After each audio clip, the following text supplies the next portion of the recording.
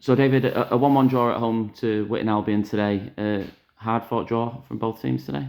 Yeah, I thought it was a good game of football. I thought both teams tried to win it late on. It became a bit of a basketball game. Both teams had chances. I would say we probably possibly just edged it. We had a few that went across the goal, and Colin Martin made probably a couple more saves than Tomo. One with his face that he didn't know a lot about. He told me he didn't know much about it, but he did what a good keeper does and got across his line, spread himself. But overall, reasonably happy with the point. I think Witton aside, he'll take points of a lot of teams. He started off really well. First half, I think first half an hour, he sort of peppered them quite a lot. Was that part of the game plan, or just a continuation of how we've been playing? A real focus on starting well. There were a few tweets we made, a few key messages we gave about how we wanted to play. But we're trying to play in the front foot, we're trying to play forward quickly. I thought we did that really well. I thought we were as good as we've been for weeks, possibly since Bamba in terms of that attacking play in the first 30 minutes. I thought then we started going a bit too long, too early.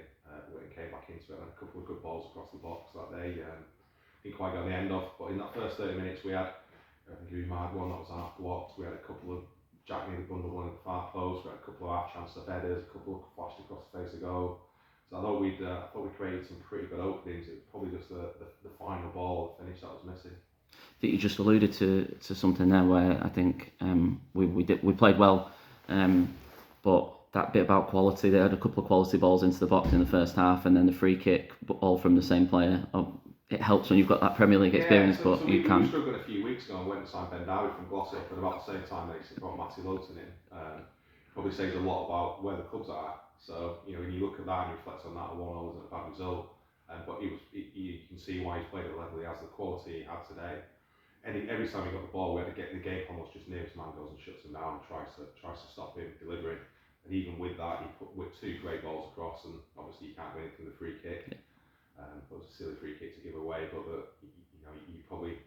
you're not going to have many players who can do what he did with that.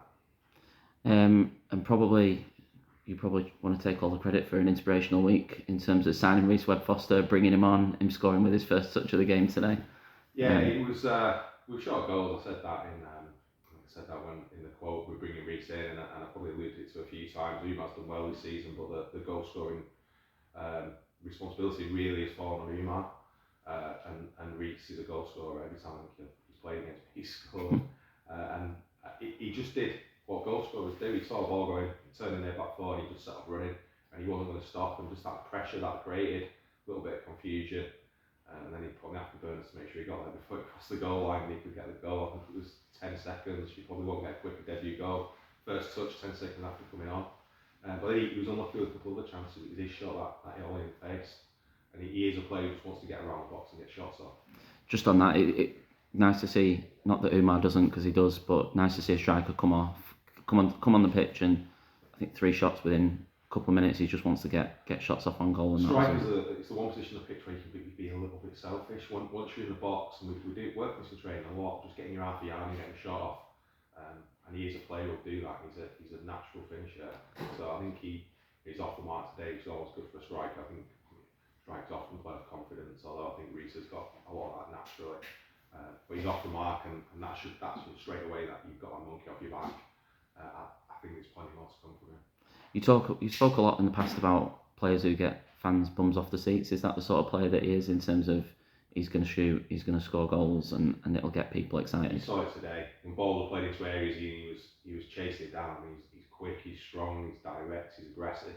You could see the fans immediately were taken to him. Just going to the clubhouse now, you can hear a few people talking about him already. He's that sort of player. He's excited. So I think he will. And he does take some pressure off Umar. Umar's done exceptionally well this season.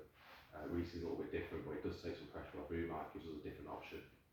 And we go from a player who's just made his debut today to an outstanding achievement for Kane Hickman, hitting 100 appearances. I think he's the 134th player that we've had who's done that, which is a big feat. Just a few words on him. Surprising that he's only the 134th. When you told me the week, I was surprised. I thought it would have been more. And you look at that, and you've got a lot of players who've done a lot more than 100. There's some big numbers posted. But Kane's just, he's kind of Mr. Reliable, isn't he? He turns up, he does his job, he goes around without that much fuss.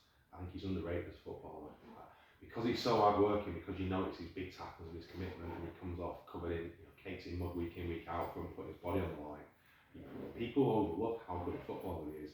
He's pretty two-footed. He can pick a pass. His touch is good.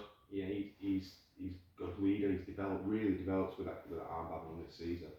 I think he's been absolutely superb for me. He's one of the first players I signed when I came in, and he's been an absolute success. And I think he could go on if he chose to easily get another 100 games at the club, because he's that sort of player. He'll come in, he'll be a 7 out of 10 every week with the occasional 8 or 9, but he's just so reliable. He's one of the first names on the team sheet. And you spoke a lot about these 3 games over the Christmas period, in terms of, or leading up to Christmas and Boxing Day, with the first one out of the way. You've got 2 big ones to look to next, with Prescott Cables away and then Stalybridge Celtic at home. So in terms of Prescott away, thoughts on that one? They're a good side. I said that after the first game, and I think a few people were surprised when I talked about them as being a side who might be up there. But they've recruited incredibly well. They've been incredibly well coached. I watched what Stalybridge of the week, and they do what they do exceptionally well. And it isn't a long ball game at all. They play patterns of football into the wingers. The wingers are incredibly effective. Murphy up top's a really good 9. He holds it up well. He brings players in. He finishes. And I think in Tony Donaldson, they've got one of the best creative midfielders in the league. Defenders who can defend, a good keeper. When you watch them, it's pretty hard to kind of spot an obvious weakness in the side. They'll be a really, really, really tough test. I'm pretty happy where we are now. I think with Darren coming in, we've got a lot of balance. I thought Darren had a good game today at left back. Reece gives us different options. I thought Ben's really settled in well in midfield. I think we've got options in there now. So I hope he come on in a deeper role today and show his versatility. So we've got options, and I've said this a lot. It's leaving wide open, and I think anybody can beat anybody on the day. And I would put us in the mix with anybody. But Prescott away is a tough place to go, and they'll be licking the wounds and looking to bounce back after a defeat to Avro today. So I'm fully expecting it to be another blood and thunder type game. We'll have to be on it. We'll have to be committed. We'll have to work hard. And then hopefully we can have a little bit of quality that perhaps lacked at times today when the chances come. And then just looking past that to Stalybridge Celtic, it's the next home game we've got. How important is it to get as many people here as possible, given Celtic will travel well, and it should be as good an attendance as you've had? 600-700 Celtic fans in, and they'll be loud. We were there watching them at Prescott.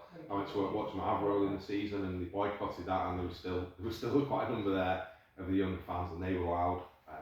I think they'll come in the numbers. They've got a lot to get behind this year. I think Kinsey's put a really strong squad together, and they're doing really well this season.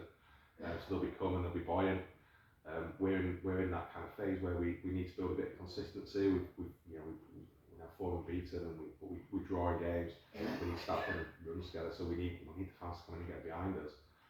We drew today, but I thought it was a cracking game of football. Fans who were here, I think, would have enjoyed that. There was some good football on display. There was plenty of commitment, plenty of desire. At times it was too open for me, but it was good for the fans to see it was a little bit end to end. I think Stalybridge could be similar. And a cracking game in the Manchester Premier Cup with them. Yeah. So I think Stalybridge could be a similar sort of game. And what better to do on Boxing Day? You can have your turkey butties in the evening, can't you? Get yourself out, get down here, see your friends, get behind the club. Hopefully, I'll have over 1,000 fans in. It'll be a great atmosphere. Thanks, David. Cheers, Nathan.